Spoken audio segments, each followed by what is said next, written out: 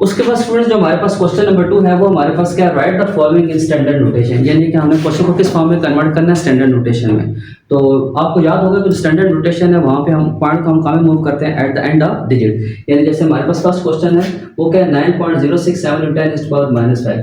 अब आप देखें ये साइंटिफिक नोटेशन में है क्वेश्चन, क्यों कि पॉइंट जो हमारे पास फर्स्ट डिजिट के बाद है, तो इसको स्टैंडर्ड फॉर्म में कन्वर्ट करने के लिए हम क्या करेंगे, इस पॉइंट को कहाँ पे मूव करेंगे, at the end of digit. तो ये क्या आ जाएगा 9067, कितने डिजिट क्रॉस किए इसने, 3 डिजिट क्रॉस किए, 1 2 3। तो 10 की पावर किस तरफ क्या आ जाएगी हमारे पास, -3। अब वो पॉइंट ने जो है राइट साइड पे मूव किया, इसलिए हमारे पास जो पावर ऑफ 10 होगी वो क्या होगी, नेगेटिव होगी। तो 10 is power -5 as it is. तो -5 -3 कितना होता है हमारे पास, -8।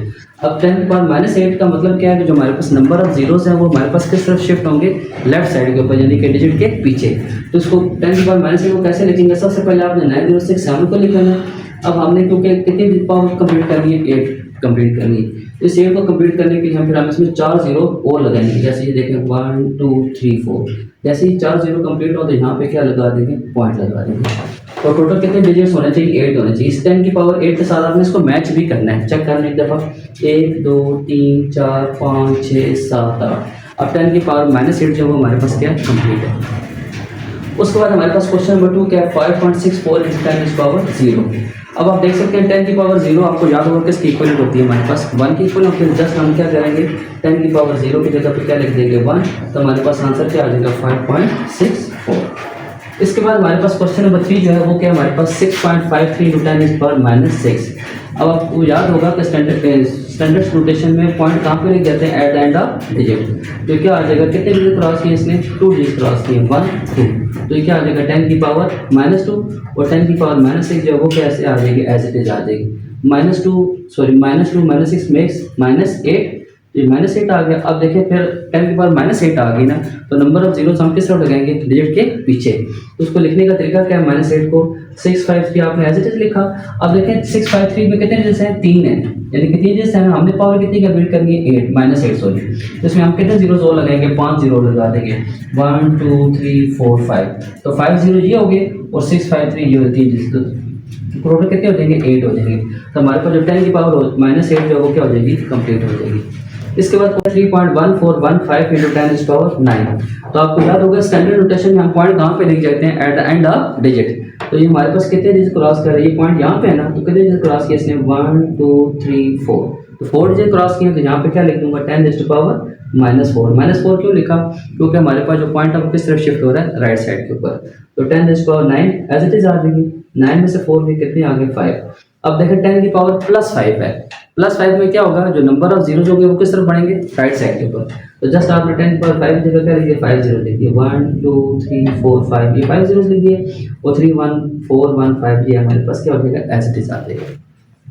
उसके बाद स्टूडेंट्स हमारे पास जो क्वेश्चन नंबर 3 है वो क्या है, simplify the following by converting into indicated form, यानी कि जो भी फॉर्म आपको इंडिकेट की जाएगी आपने उसको फॉर्म में, उस फॉर्म में इसको कन्वर्ट करना है। तो हमारे पास जो क्वेश्चन नंबर 1 है वो क्या है, 563.71 × 10⁻³ मल्टीप्लाई बाय 2.54 × 10⁻⁴। तो जस्ट सबसे पहले हम इसको क्या करेंगे, अरेंज कर लेंगे। अरेंज कैसे करेंगे, यानी कि इस नंबर को और इस नंबर को हम क्या करेंगे, एक ब्रैकेट के अंदर क्या कर लेंगे, लिख लेंगे। जैसे ये कि हमारे पास 563.71 multiply by 2.54 as it is, और जो नंबर ऑफ 10 जो ये दोनों है ये हम क्या कर लेंगे, अलग लिख करके लिख लेंगे।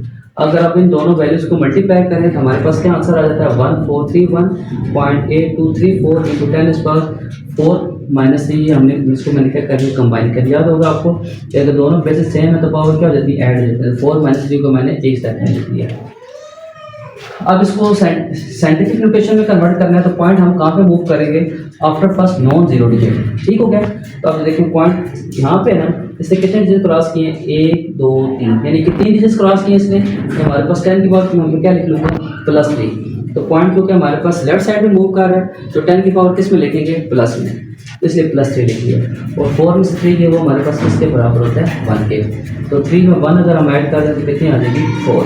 अब आप देख सकते हैं हमारे पास जो क्वेश्चन है वो किस फॉर्म में आ चुका है साइंटिफिक नोटेशन में। क्या इसकी कंडीशन होती थी कि पॉइंट जो है हमारे पास फर्स्ट नॉन जीरो डिजिट के बाद आना चाहिए, तो वो हमारे पास ऑलरेडी आ चुका है। उसके बाद क्वेश्चन नंबर 2 जो है वो हमारे पास क्या है 0.023 × 10⁵ डिवाइड बाई 10⁻³ इसको किस फॉर्म में हमने कन्वर्ट करना है स्टैंडर्ड फॉर्म में कन्वर्ट करना है। तो स्टैंडर्ड फॉर्म में कन्वर्ट करने के लिए मैंने क्या किया, पहले तो मैंने किया डिनोमिनेटर में 10⁻³ लिखा हुआ है इसको मैं ऊपर की तरफ ले गया, तो ये 5 + 3 हो जाएगा। 5 + 3 कितना होता है 8। आप स्टैंडर्ड फॉर्म में कन्वर्ट करने के लिए पॉइंट कहाँ पे होना चाहिए, at the end of digit, यानी कि डिजिट के आखिर में होना चाहिए पॉइंट। तो ये पॉइंट तो मैं इस तरह मूव करूँगा, कितने जो क्रॉस किए इसने 1 2। बस जो क्वेश्चन नंबर 2 है वो क्या है 0.023 × 10⁵ डिवाइड बाई 10⁻³ इसको हमने किस फॉर्म में कन्वर्ट करना है स्टैंडर्ड फॉर्म में कन्वर्ट करना है। तो स्टैंडर्ड फॉर्म में कन्वर्ट करने के लिए मैंने क्या किया, जो 10⁻³ डिनोमिनेटर में थी इसको मैंने ऊपर लिख लिया, यानी कि माइनस के ऊपर जाकर क्या हो जाएगा +3। तो 5 + 3 हमारे पास क्या हो जाएगा 8 हो जाएगा। और पॉइंट किस तरफ हमने लेके जाना है स्टैंडर्ड नोटेशन में, वो हम कहाँ पे लेके जाते हैं at the end of digit. तो एंड ऑफ डिजिट कैसे जाएगा, ये 23 लिखा, कितने डिजिट क्रॉस किए इसने 1 2 3, तो 10 के बाद क्या आ जाएगी -3। अब क्योंकि जो पॉइंट है वो हमारे पास किस तरफ जा रहा है राइट साइड पे जा रहा है, इसलिए हम इसको क्या लिखेंगे -3 और 10⁻8 एज इट इज।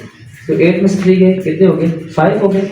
अब +5 का मतलब क्या है, जो नंबर ऑफ जीरो है वो हम किस तरफ बढ़ाएंगे राइट साइड के ऊपर, तो 5 जीरो लगा देंगे। 23 ऐसे लिखा और नंबर ऑफ जीरो कितने टाइम पर 5 है, तो 5 जीरो लगा देंगे 1 2 3 4 और 5। तो ये हमारे पास जो क्वेश्चन है किस फॉर्म में आ चुका है हमारे पास, इस स्टैंडर्ड फॉर्म में आ चुका है।